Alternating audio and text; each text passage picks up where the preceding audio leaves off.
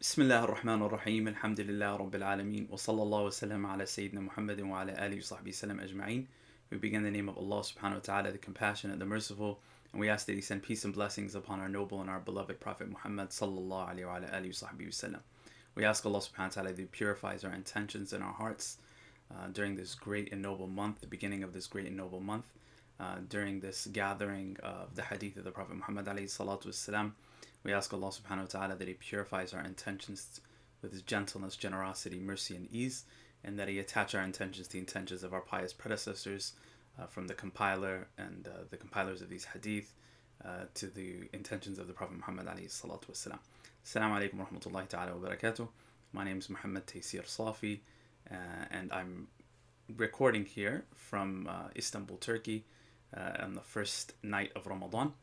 And for those of you who were able to see the video about this course or this class, inshallah we'll be covering over the 29 to 30 days of Ramadan a collection of ahadith having to do with the merits of fasting, the merits of Ramadan, and the merits of generally the fast outside of it as well.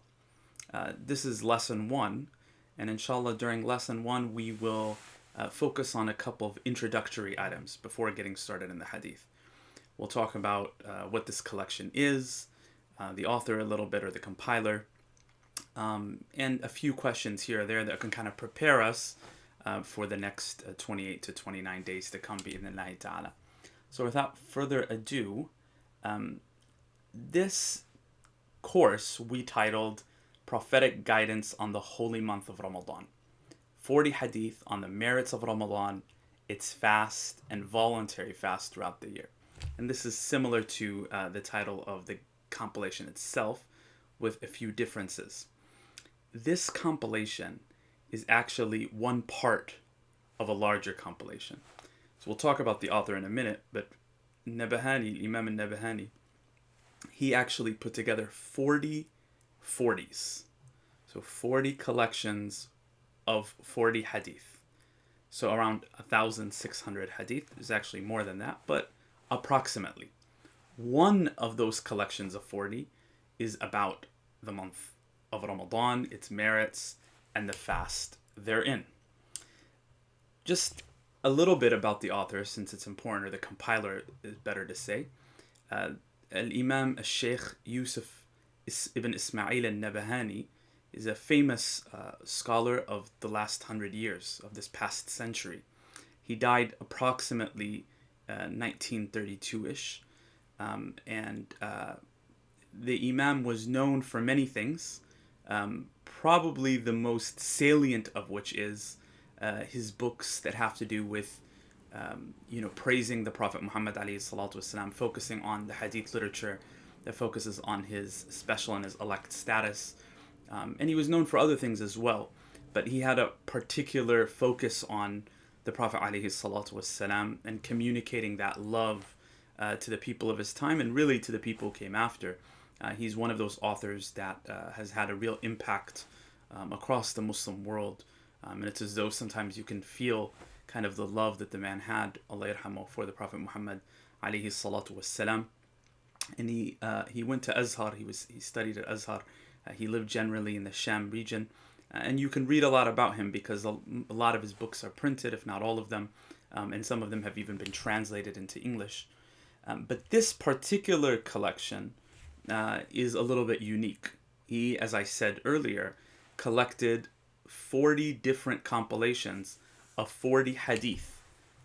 So each compilation has 40 hadith in it. There's 40 of them. So around 1,600 hadith. And he called it Al-Arba'in Arba'in min Ahadith Sayyid al-Mursaleen. Got it to rhyme, which is pretty normal in Arabic. They do that often. 40 40s from the hadith of the Master of Prophets, alayhi salatu wassalam. So just a little bit about what he actually mentions at the opening of this collection.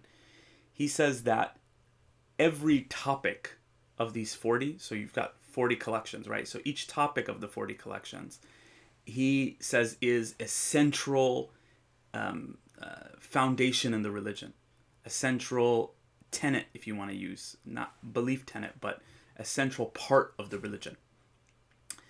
And this is something that we'll see here in a moment that I'll touch a little bit more about. But through these, you get an idea of what Imam al-Nabahani saw as central aspects of the religion when we take a look at the table of contents, if we can use that word. He says that most of the hadith are, in terms of their veracity, in terms of them being truly from the Prophet ﷺ, are either in the sahih category, the authentic category, or the hasan category. And those of you who know a little bit about hadith know that generally there's 3 gradations. There's another way to do them in 5. But that he says the majority of the hadith in these 1,600 are from the authentic or the fair, meaning that they avoid the weak. And he says, he alludes that some of them are, but those that are not problematic and they're not blameworthy. Then he says that all of the hadith within each of these 40 collections are hadith, as he says in Arabic, لا يستغنى عن معرفتها. These are hadith that one cannot suffice themselves with not knowing it. In other words, these are hadith that one should know. And this will be important here when we're talking about fasting, because these are 40 hadith that a person should know about the fast, this amazing act of worship that we all take part in. He also says that the majority of them are nabawiyya. The hadith are of different types. One of the central categorizations is the meanings and the wording from Allah, and therefore it's called Qudsiyya. Or is it the wording from the Prophet ﷺ, but the meanings are from Allah, and that's called hadith nabawiyya. So he says the majority of them are nabawiyya, meaning the majority of the hadith in this collection of 1,600, the wording is from the Prophet ﷺ, even if the meanings are from Allah subhanahu wa ta'ala. And the final point that he mentions that I want to reference is that he says that the majority of the 40 collections are ones that he himself compiled, meaning he went back to the sources and compiled them, except for a few, which we'll see are at the end. Then he mentions where he got the majority of his hadith from. Where did he go back to for reference points? And I'm going to list them, but then I'm going to go back and kind of maybe show something that links between them. He says he got the majority of the hadith in these 1,600 from At-Targhib wa-Tarhib of Al-Hafidh al-Mundhiri, the famous hadith scholar who dies in 656 in the Hijrah. From Riyadh al-Salihin of Imam al-Nawawi, the famous scholar who dies in 676 of the Hijrah. From Mishkat al-Masabih, the famous book of At-Tibrizi, who dies in the 8th century of the Hijrah. From the famous book Taysir al-Wusul ila Jami' al-Usul of Ibn al-Dayba', who dies in 944 of the Hijrah. And from a few of the texts of Imam al-Suyuti, al-Jami' al-Kabir wal-Saghir, al-Khasa'is al-Kubra, all of that belong to al-Suyuti, who dies in 911. So he says about his own work that he went back to these works, which are themselves, we can call them secondary works, meaning that the Prophet Muhammad ﷺ said these words and the companions heard them and they passed them on. And then there's a group of scholars, mostly in the first, second, third, fourth centuries, that kind of compiled the original works of the Prophet Muhammad ﷺ's words. These original books like Bukhari and Muslim that you're aware of. He didn't go back to those in order to put together these 40s. Rather, he went back to books that came right after them, that went back to those central sources and pulled from them for specific topic headings, for specific ends. And that's a point that I wanted to mention here in this introduction, that the majority of these texts, not all of them, but the majority of them really highlighted the central meanings of the religion, right? They highlighted, for example, the etiquettes and the adab of the religion. They highlighted, for example, Mishkat al-Masabih. It followed kind of in the Jami' tradition of what are the central topics in the deen, what are the central topics in the religion, and what are some of the most important hadith that have to do with them. And that matches with what we mentioned was his original intent at the beginning that he wrote. He said, I gathered 40 topics that are central in the religion, right? Now, they don't match necessarily exactly to what, for example, Tibrizi has or Bukhari or Muslim have as their topic headings. but they give you an idea of this kind of genre of wanting to communicate what are some of the central and most important meanings of the deen and of the religion.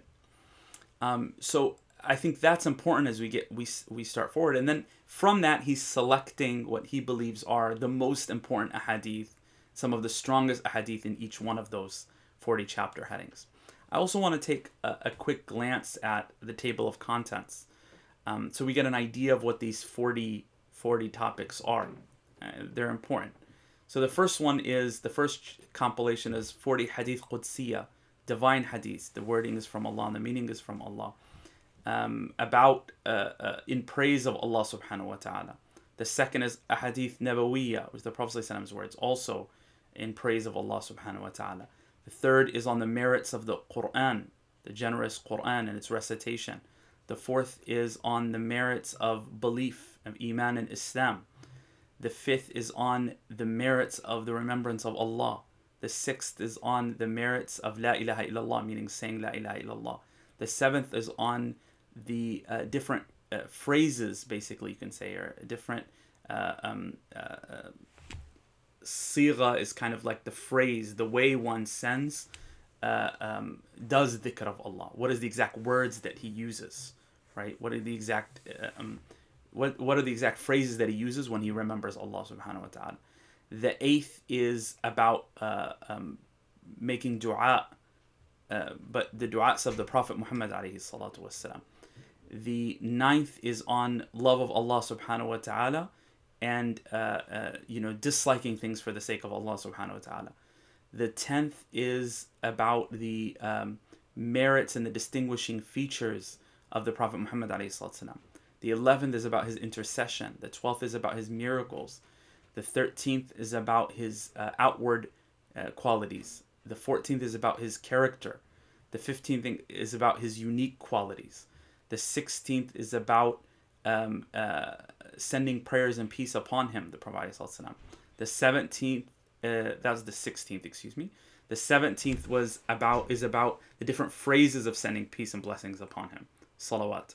The 18th is about the various forms of worship. The 19th is about the merits of the prayer. The 20th, the merits of the fast, which is the one that we're going to discuss. The 21st is about the merits of charity. The 22nd is about the merits of the Hajj, the pilgrimage, and Umrah, and visitation of the Prophet ﷺ. The 23rd is about the merits of Mecca. The 24th is about the merits of Medina.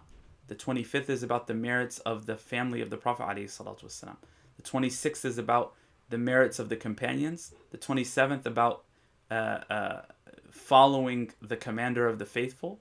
The 28th is about the praise of justice and the blameworthiness of injustice. 29th is about the prohibition of that which intoxicates. The 30th is about the severity of the prohibition of usury. The 31st is in praise of the sunnah and the blameworthiness of innovation. The 32nd is about the tribulations towards the end of times. The 33rd is about praiseworthy good character. 34th is calling to good and prohibiting evil. 35th is about the all-encompassing speech of the Prophet Muhammad alayhi salatu wassalam. That was the 35th. The 36th is and what's going to follow until 40 are the ones that were actually not compiled by him, meaning he brought together someone else's works that were in the category, the genre of 40, which we'll end today's introductory lesson talking about. So the 36th is 40 hadith from the Imams of the Sufiya of Imam al-Harawi al-Malini, who dies in 412 of the Hijrah. 37th is different khutbahs that the Prophet Muhammad ﷺ gave by a famous scholar who's referred to as Ibn Wad'an, who dies in, there's a difference of opinion about his date, but it seems that he dies in 494 of the Hijrah. And then 38 is the 40 of Al-Hafidh al-Munziri. And his, you could translate the meaning of his collection of 40 have to do with the merits of helping the Muslims and caring for people's needs. And he dies, as we said earlier, in 656 of the Hijrah. And then 40 of Ibn Hajar, the famous scholar Al-Asqalani, who dies in 852, in kind of extolling or viewing very high and lofty the status of the believer, and avoiding any type of cursing of a Muslim. And 40, the final compilation of 40 hadith, is the famous compilation, the Ajluniya. This is a very well-known work of Sheikh Ismail ibn Muhammad al-Ajluni, who dies in 1162 of the Hijrah. And he takes, one hadith from the major works and he puts them all together. So you've got 40 hadith in 40 different compilations, around 1,600. Now, before we kind of wrap up this introductory first lesson, and we purposefully are trying to keep them short daily, but keep them short, 15 to 30 minutes, over 29 to 30 days. We want to talk about why 40. And this is an important topic because the ulama of this ummah have very clearly authored many, many, many works where they compiled 40 hadith of the Prophet. So why? We don't want to go into too much kind of an academic topic. We can mention what Imam al-Nawawi says in his 40. And Imam al-Nawawi's 40 hadith are probably the most famous collection of 40 hadith out there. In fact, if you say 40 hadith, generally people think you mean Imam al-Nawawi's. And Imam al-Nawawi, in the kind of foreword, the introduction to his short treatise, he mentions this kind of, we want to call it like a debate or this conversation. Why do this? And he mentions that there are some hadith that point to the merit of collecting 40 hadith and preserving them for the ummah. One of the ones that he mentions is in his treatise is, whoever preserves from my ummah 40 hadith from their religion, Allah subhanahu wa ta'ala will resurrect him as a faqih, a person of knowledge, right? And I will be for him on the day of judgment an intercessor and a witness. This hadith is found in Shu'ab al-Iman of al-Bayhaqi and elsewhere, and there's various versions of it. But Imam al-Nawawi mentions that, it's pretty accepted that this hadith is weak, even though there's a whole number of versions of the hadith in different chains. And then he says afterwards that, the ummah has accepted that you can act on weak hadiths, which is true. But then he goes on and he says, and I think this is an important point, he said, I don't even need to use that as a proof for what I'm doing. He said, I'll follow in the hadith of the Prophet ﷺ that's sahih, found in Bukhari, Muslim, and elsewhere, one part of which is, let the one who witnesses from you inform the one who is absent, meaning the one who hears my words, tell those who are not around to hear them. And so collecting these 40s is a way of communicating to others what the Prophet Muhammad ﷺ said. And we can add another element, which is what we said at the beginning of this, that the ulama, in large scale acted upon it. I mean, there are many, many, many countless works of 40. Some of them mentioned here, and many mentioned in Imam Nawawi's own introduction. They're really to a point where they're innumerable to kind of go through them. Show you that the ulama really took to caring for this, to focusing on 40. So we wanted to go through the 40 on the merits of fasting the month of Ramadan, merits of Ramadan and its fast, and then the merits of the voluntary fast in general, to really hear from the Prophet Muhammad ﷺ what the fast is really about, what Ramadan is really about, what should we be focusing on, how do we really set our aims and our goals. And these ahadith, as Sheikh al-Nabahani mentions, are ahadith that the Muslims shouldn't be unaware of, meaning they should be aware of them.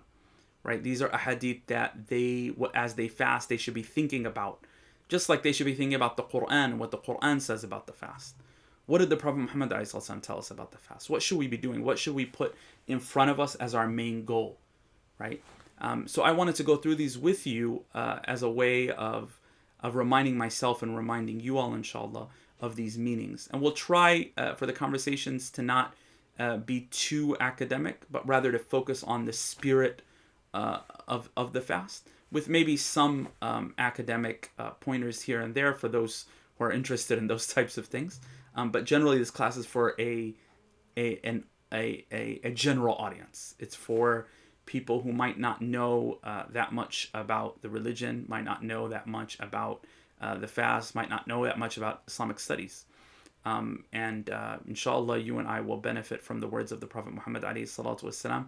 And inshallah, we will be of those that are mentioned in those hadith, that we fulfilled the command of the Prophet ﷺ to inform those who are absent, let those who are present inform those who are absent.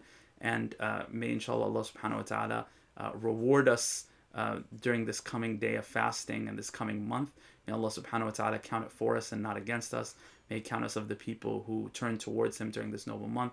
May His mercy be bestowed upon us. May He forgive us of our sins and bring us closer towards Him. We ask Allah subhanahu wa ta'ala that for that and much, much more. And I look forward, inshallah, for the rest of this month of gathering with you, going through hadith by hadith, inshallah, what the Prophet ﷺ said and what are some of the meanings that we can extrapolate from it. Inshallah, we look forward to seeing you soon. Wassalamu alaikum wa rahmatullahi ta'ala wa barakatuh.